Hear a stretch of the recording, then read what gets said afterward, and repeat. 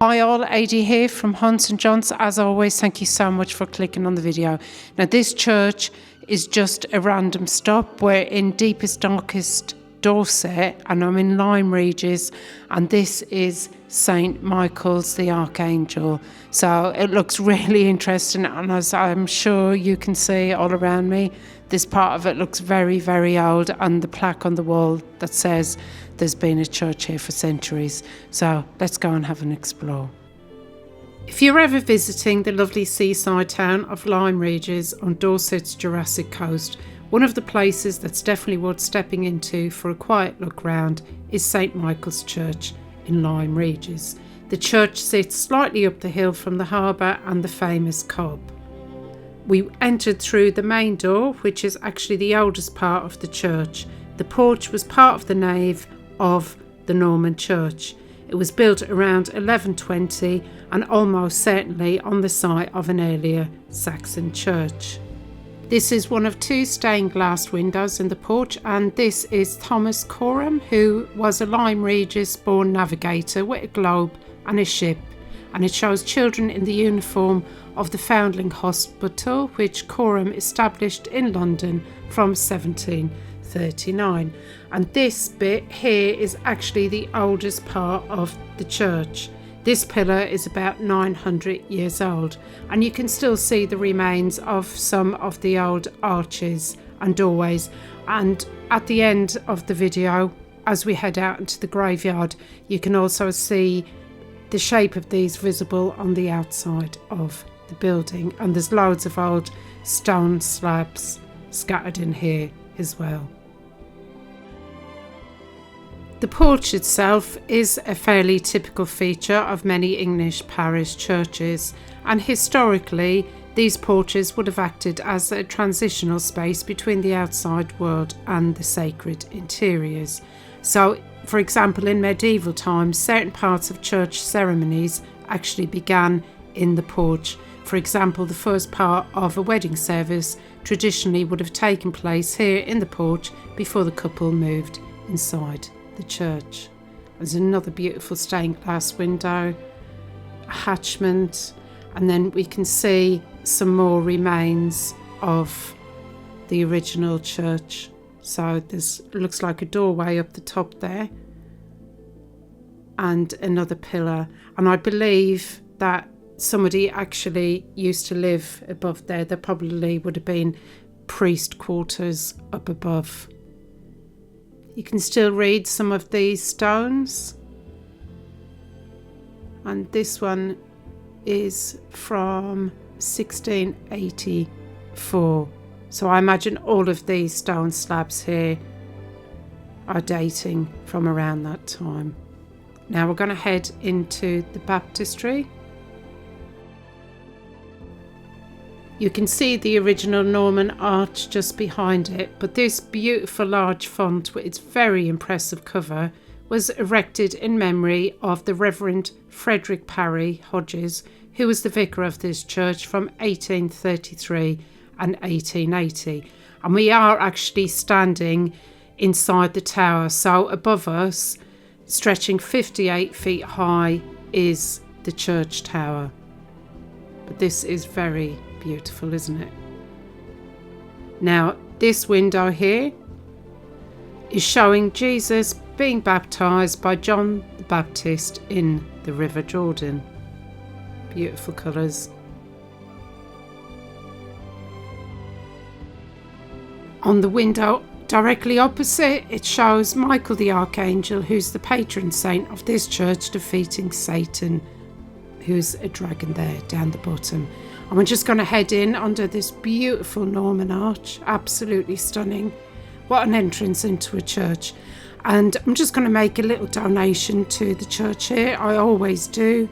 I'm just trying to help these beautiful old historic buildings in the little way that I can. I found this beautiful memorial on the wall to Rex Hallett, rest in peace, sir. And this is a picture of him, very handsome man, with a beautiful poppy that would have been displayed in 2014 at the Tower of London. They did a beautiful poppy display to commemorate the anniversary of World War One. Absolutely beautiful. And there's a lovely memorial window here as well. If you want to give that a pause, then you can read a few more details. This beautiful memorial window is one of the town's war memorials for those who laid down their lives in the First World War, with a scene of soldiers helping casualties and another of mine layer entering Lyme's famous harbour, the Cobb. Names from the Second World War were added beneath it. And on the right here, there's a beautiful carved archangel with his two splendid trumpets.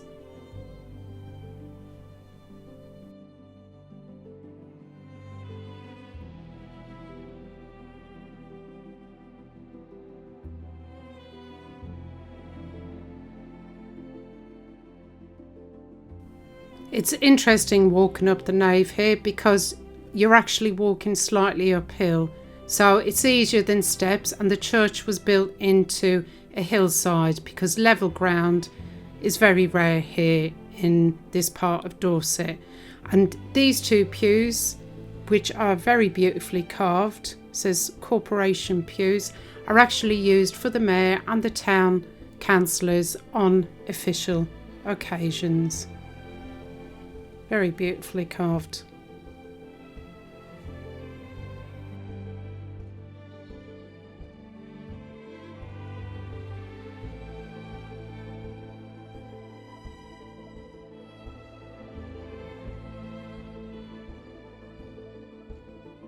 Stained glass has been used in churches for centuries. In medieval times, it served not only as decoration but also as a way of telling biblical stories to people who might not have been able to read. The coloured glass created dramatic lighting effects inside churches, especially when sunlight streamed through. There's some beautiful wood carving in this church, and this is a very well carved eagle lectern. Very substantial, isn't it? But the craftsmanship is absolutely stunning. And you can see there's some very fine carving along the stairs there as well. And can you see the painting up above there? I only noticed that when I was editing. Again, I quite often get overwhelmed. There's so much to look inside some of these churches. I can't see everything. I do miss quite a lot. And this beautiful pulpit is a very fine example of Jacobean wood carving, and it was given by a former mayor of Lyme Regis. The words on the canopy above are "To God's Glory, Richard Harvey of London, Mercer and Merchant Adventurer, 1613. Faith is by hearing."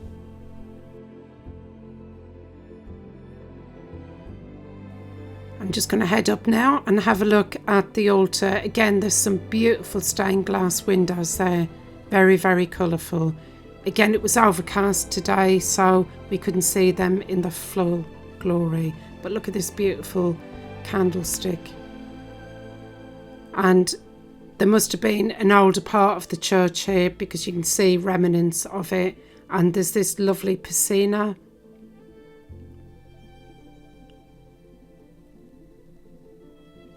And again, another remnant from the 1400s.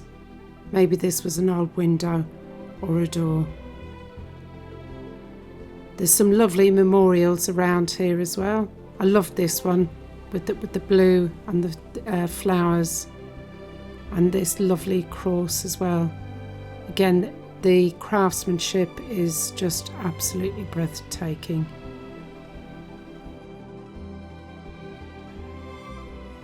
The Tudor builders built 3 aisles in this church, and if we walk up the centre aisle and look around us at the tall arches, and if you look upwards, we can see some fine carvings at the top of the pillars, and at the top of the white roof above you can see a variety of painted bosses. Can you see them on the end there? Although it is quite difficult to see them because this is such a high ceiling.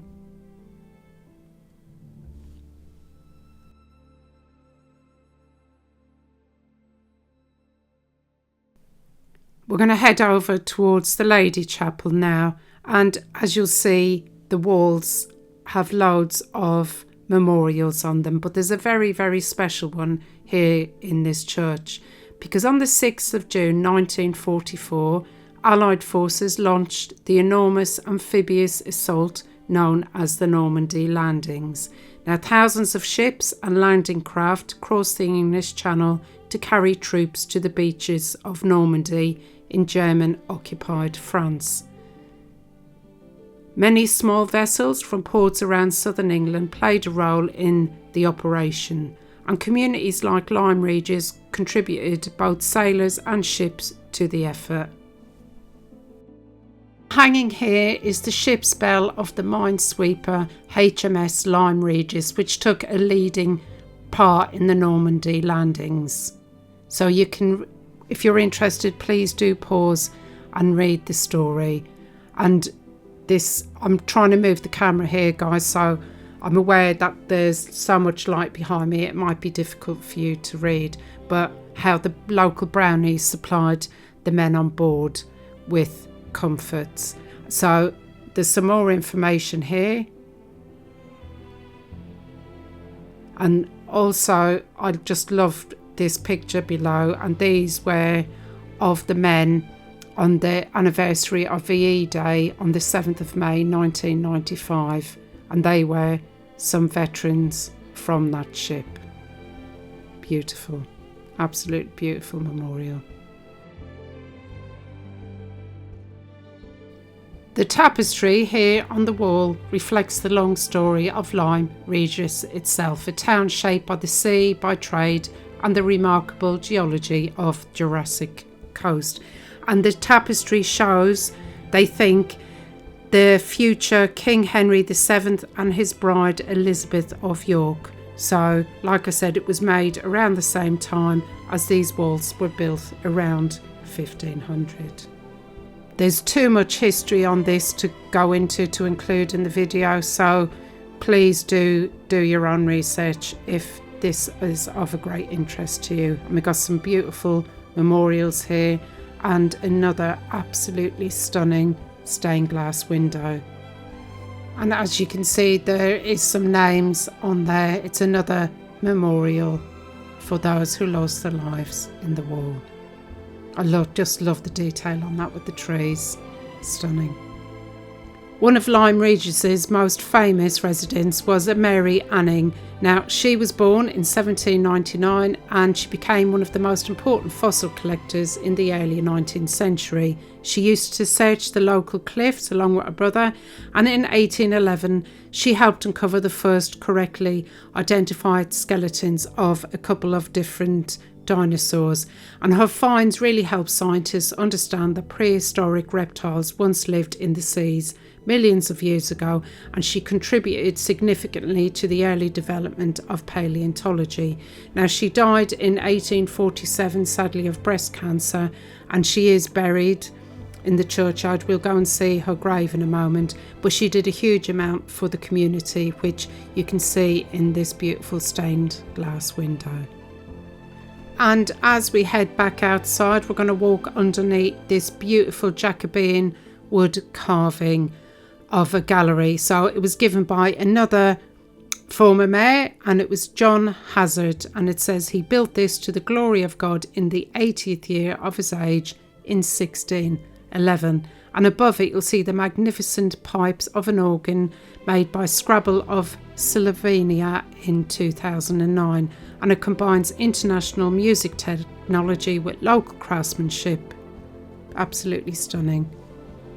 Now, I'm going to head back out, give you a quick look at the graveyard, but Lyme Regis is such a beautiful town, and if you're interested, after I do my outro, I'm going to show you a couple of minutes of this beautiful town, so do hang around if you'd like to see a little bit more of Lyme Regis.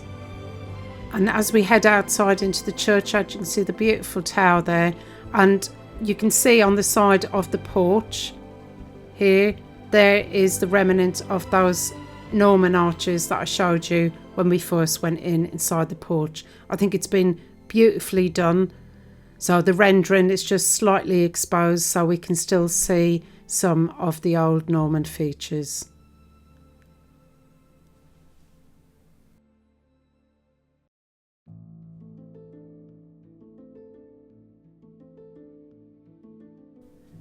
Just going to head over now and pay my respects to Mary. What a trailblazer she was. Can't imagine how difficult it would have been for her 200 years ago to have been taken seriously. It's unimaginable by today's standards. And you can see that also says of 3 children who died in their infancy. So I'm not sure if they were siblings or if they were Mary's children.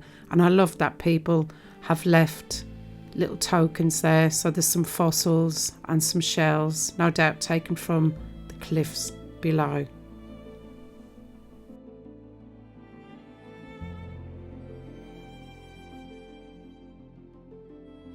And I found this rather strange grave. I tried to have a look to see if I could read a name and find out a little bit more information, but I couldn't find anything. It's very well weathered, but to me this looks like an egg. If anyone knows anything about this, please do let me know in the comment. Or maybe it's supposed to be a boy. Honestly, don't know, but I'd love to find out. And look at these beautiful views. And there's the cliffs where Mary would have collected fossils. And I have to admit, I did go fossil hunting myself while I was down here. I love Dorset. Beautiful part of the world.